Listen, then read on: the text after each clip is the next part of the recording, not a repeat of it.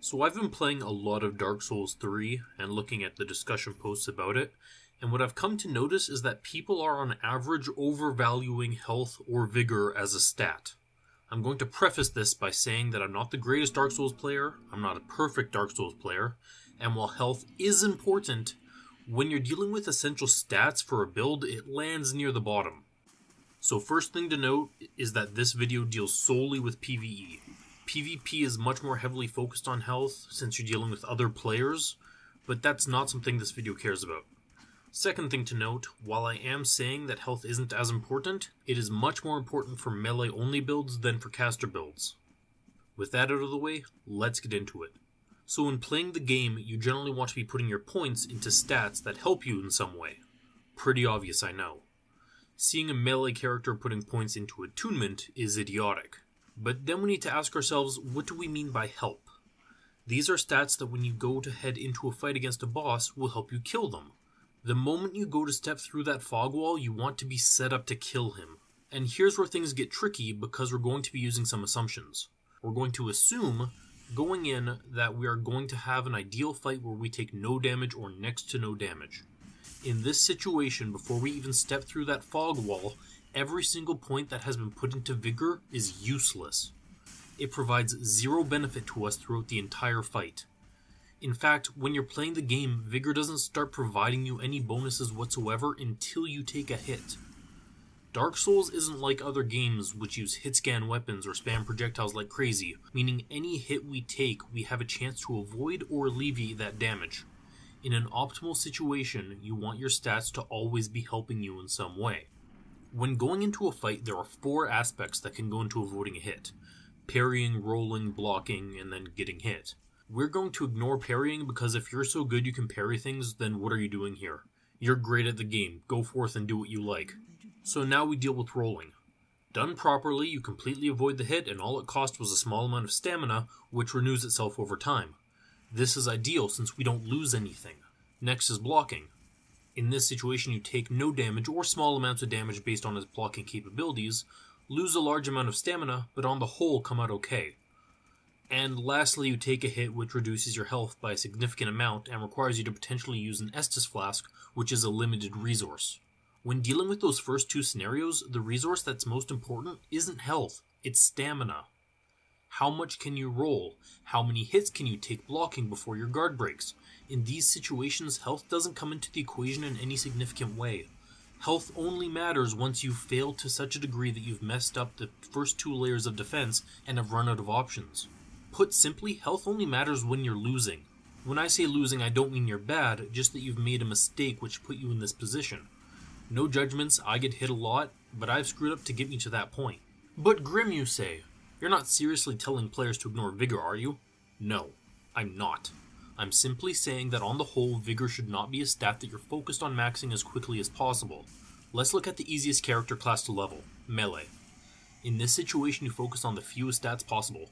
Strength and Dex depending on your weapon, Endurance for stamina, Vigor for health, and Vitality for fast rolls or armor. I'll be honest, I don't care about armor much, since again you only get benefits from it once you've taken a hit, meaning you failed those initial 2 layers. My main melee character is only wearing a loincloth because I hate the undergarments you're given, and I've yet to encounter any problems in New Game Plus 3. So what's most important here? I argue that you should prioritize strength and dex in order to be able to wield your weapon. Follow that up with endurance, since you need to be able to swing your weapon to deal damage, while also keeping stamina in reserve to roll or block incoming attacks. At this point I'd argue vitality to stay under 30% weight so you maintain fast roll, but if there's some armor you really want to wear, go wild and put that there as well.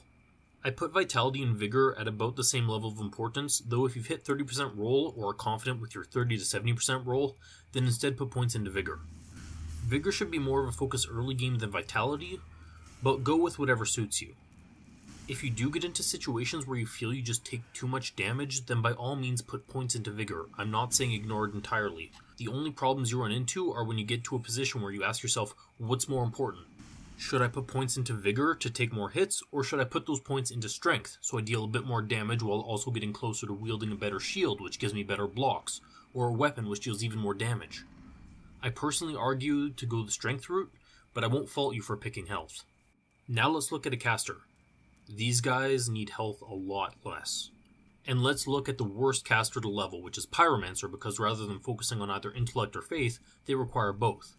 In this situation, you need intellect and faith to deal damage, you need attunement for slots, which are less important, and mana to cast your spells, which are very important. You need endurance for stamina for rolling and casting spells. You need enough strength and dex to wield a weapon. This varies based on what weapon you want to use. You need vitality for rolls and the armor you want to wear, and you need vigor for health. Essentially, you use every stat that melee characters use, and then more. You just don't need as much strength or dex as they do, since your scaling should be coming from intellect or faith. There is a question of dexterity for cast speed as well, though there's a ring to alleviate that. In this situation, what benefit does health provide?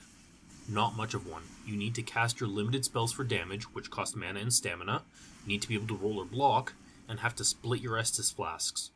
The major benefit to them is that on the whole their spells deal more damage than a weapon, and you fight at range, meaning you need less Estus flasks because you aren't hugging a boss where a lot of their most dangerous combos will be.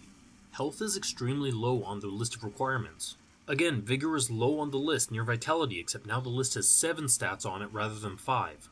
So we know that health isn't as important as people spout, but the real question is, how much Vigor should I have?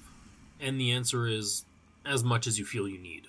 People who are better at the game need less, whereas the new players will need more. Not helpful, I know, but this goes back to the trade-off I mentioned earlier of, do I get some health now, or put points into something that gets me towards my goal of wielding this weapon or this shield?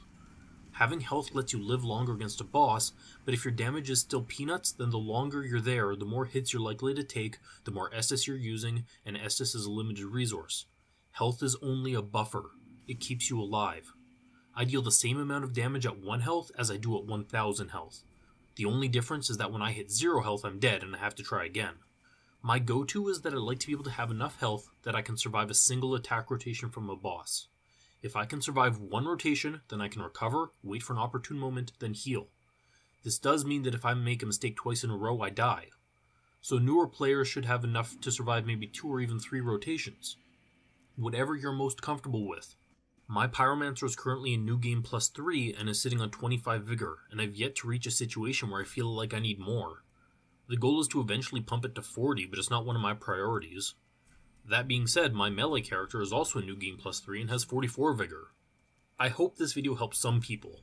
The main takeaway is that you want to be focusing your points on stats that are always actively helping you and not something which provides no benefit until you make a mistake and take damage.